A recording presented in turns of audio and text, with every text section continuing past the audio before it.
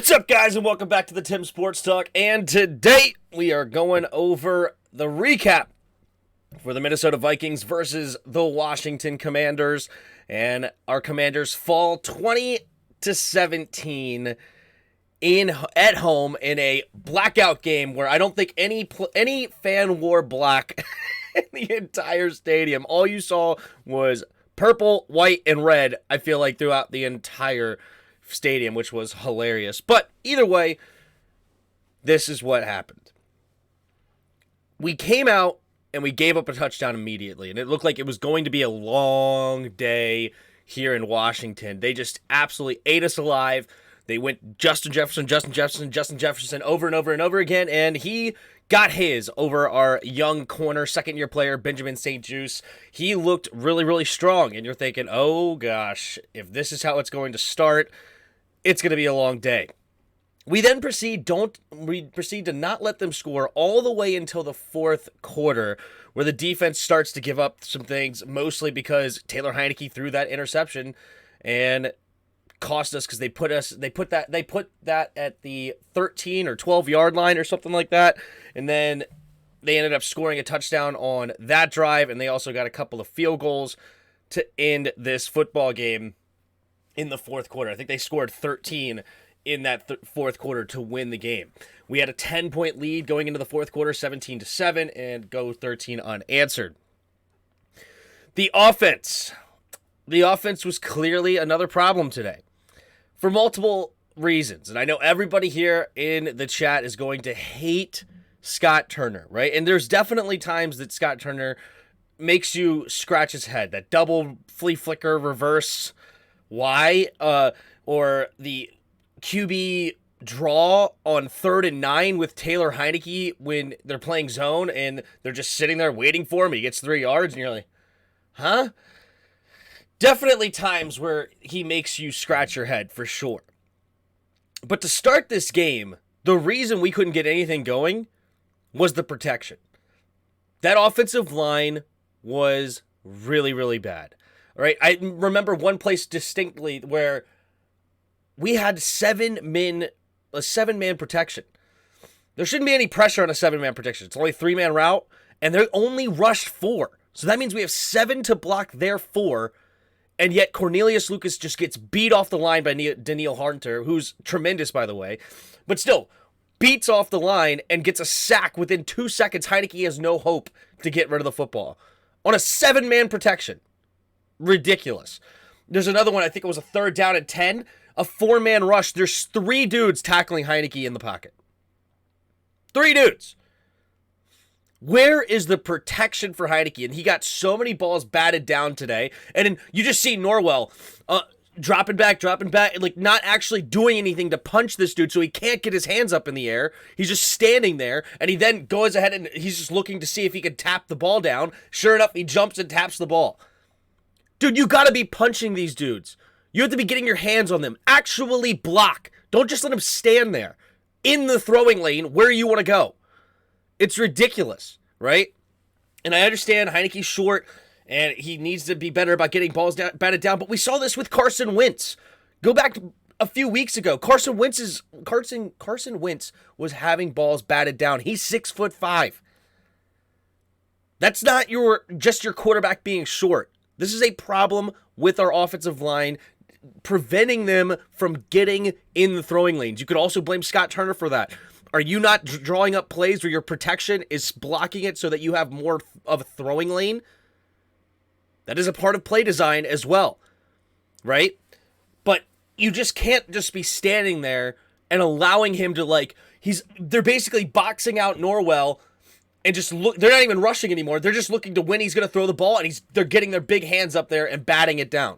That should never be a thing. If they start doing that like that, just take them for a ride.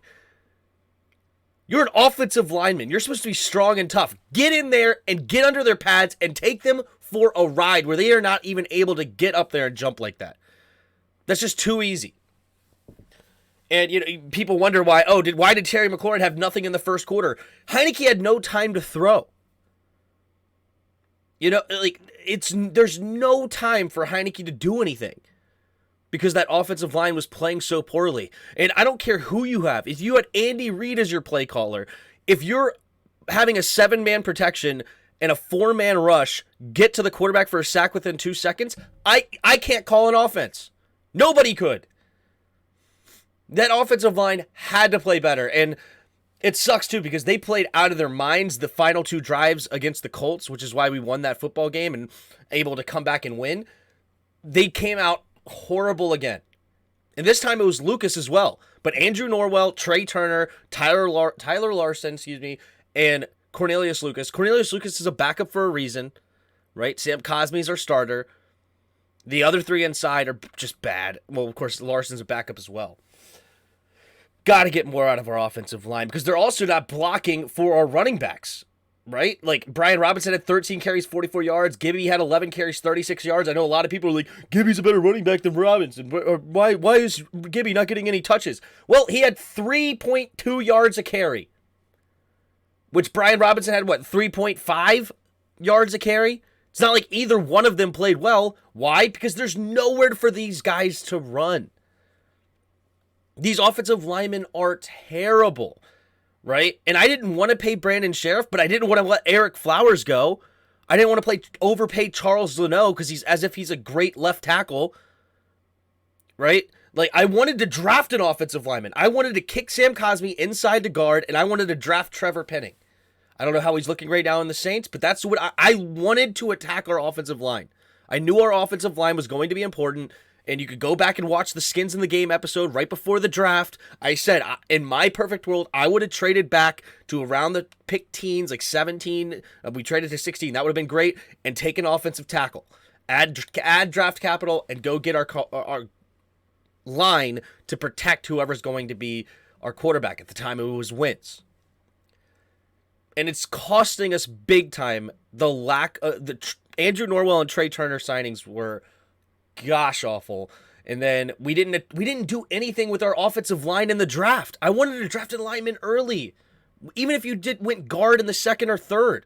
Instead, we took a freaking backup defensive tackle. It's killing us now. And it's hard to call an offense. And again, no excuses for Scott Turner, in my opinion, as far as this guy should be fired.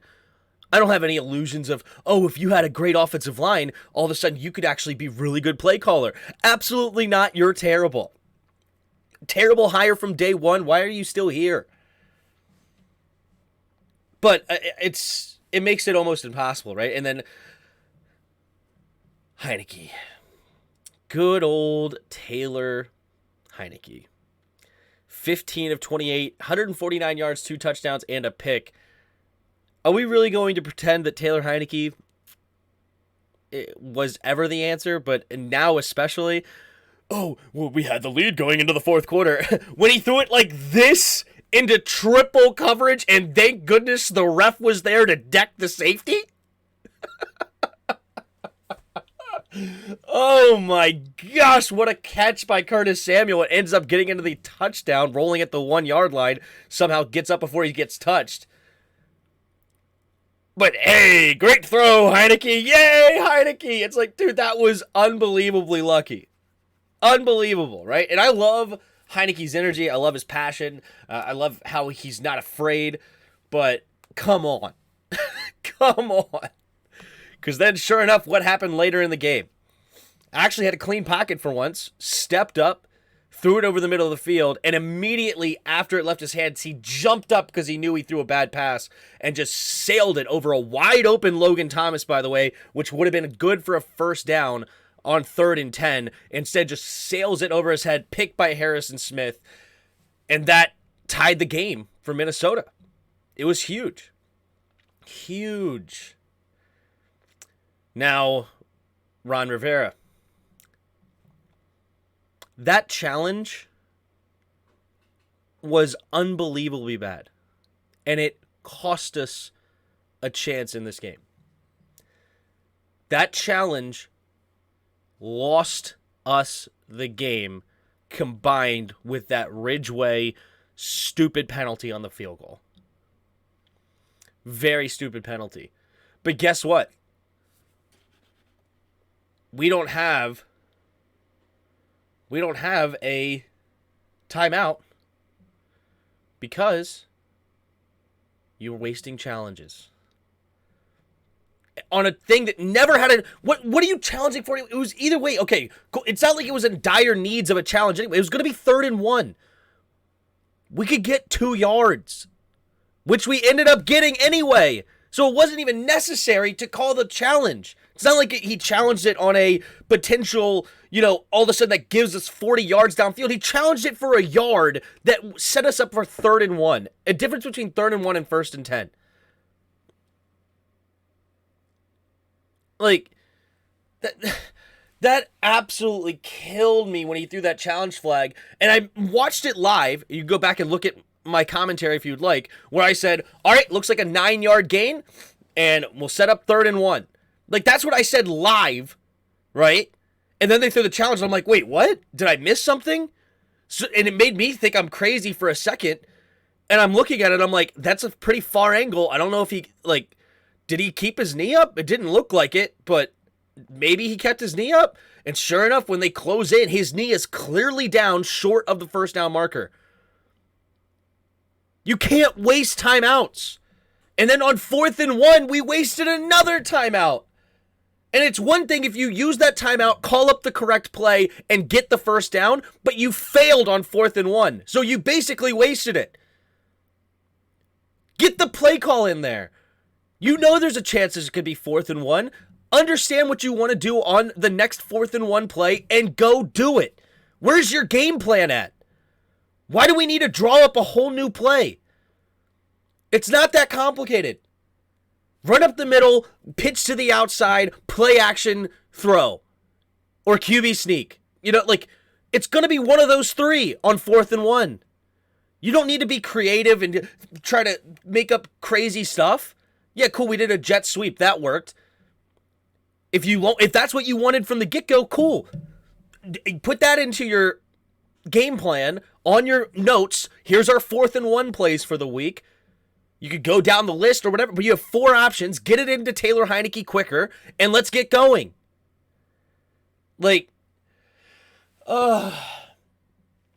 2 wasted timeouts absolutely crushed us. Crushed us this game.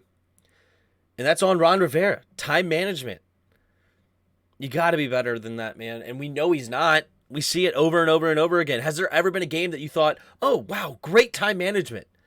Never. Never. The Vikings have 37 seconds left before halftime. What would we do with 37 seconds left before halftime? You know we're running the football and going into half with a 7-3 lead. You know that's what's happening. What does Minnesota do? 3 plays later, they're in field goal range. Fortunately for us, Kirk Cousins threw a pick. Hey, cool. But at least they got into field goal range like that. It's like clockwork. And Kirk Cousins had way too much time today in the pocket. Way too much time. We got a little bit of pressure, but especially to start the game, it's like he just could sit back there and camp out. Montez Sweat, Jonathan Allen, Deron Payne, they had moments, and I have loved those dudes, of course, but we needed you to step up in this football game because they have a ton of weapons. Ton of weapons. Right? We know they already have Justin Jefferson. They still have Adam Thielen. They just went and traded for TJ Hawkinson. They got KJ Osborne, and they got Dalvin Cook out of the backfield, which Dalvin Cook got eaten up today in the run game. That's something I said we needed to do. 17 carries, 47 yards.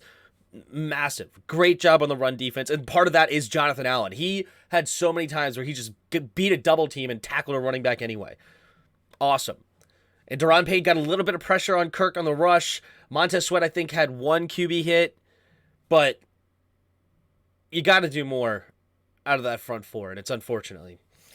But still, I'm not blaming the defense mainly for this. The defense did not cost us this football game by any means, right? They played their hearts out, understanding that this is a really good offensive football team, and they held them to 7 going into the 4th quarter, and it took a horrible pick from Heinecke to get them into 12-yard line before they could score a touchdown. Well done. Well done. Couple of penalties on defense. How many penalties did we end up with? Let's take a look here at the team stats. We ended up with only 3 penalties on the day. Is that real? man, and one of them was on a punt early, so that we only had 2 penalties later in the game, and both of them were critical. Where that third down pick 6 that Benjamin St. Juste had was a pass interference. It was a good call, but that was critical because that just gave them a free first down. And then we had the John Ridgeway penalty right at the end of the game that cost us. But those are my thoughts on this game. Of course, I'm not I said a couple of weeks ago I'm done with Ron. Ron needs to go. So I'm still on that bandwagon. I didn't care about the 30-game win streak either. I still wanted him gone. You could tell it was a whole different ball game, right? Like these three last weeks, it's not like we were crushing teams or he really earned his spot in the league. We had some close games that we ended up winning. Good for him. Still has to go. He's not the answer here. Taylor Heinecke was never the answer at quarterback. Never. He was like a brief answer after he had that nice game against Tampa in the playoffs where it's like, all right, maybe we need to see more. We have more in this dude because he had like 26 of 27 accurate passes, looked tremendous. But then after a few games last year, we knew that he wasn't the guy. And then let alone 15 full games. And here we are with Heinecke, a couple more, 3 games in. It's the Heinecke experience, the roller coaster of Heinecke. He has moments where you're like just jumping out of your chair because he's so exciting. And then at those same times, he has those same type of plays that go the other direction. And the Heinecke magic can only take you so far. So those are my thoughts. You guys hit the like button, hit the subscribe button if you're new. Also, in the description below, there's a Discord link. Hop in our Discord and come talk some football. And you become a channel member for 99 cents a month. You can hit that join button and help support the channel that way. Get some emojis during the live stream. I'll be going live, of course, for the Sunday night game as well and the Monday night game tomorrow. We'll do the film review of this game on Tuesday, so stop by for that. And we have skins of the game on Wednesday. So full lot going on here. And the Tim Sports Talk, but thanks for watching until the end, and until next time. See ya!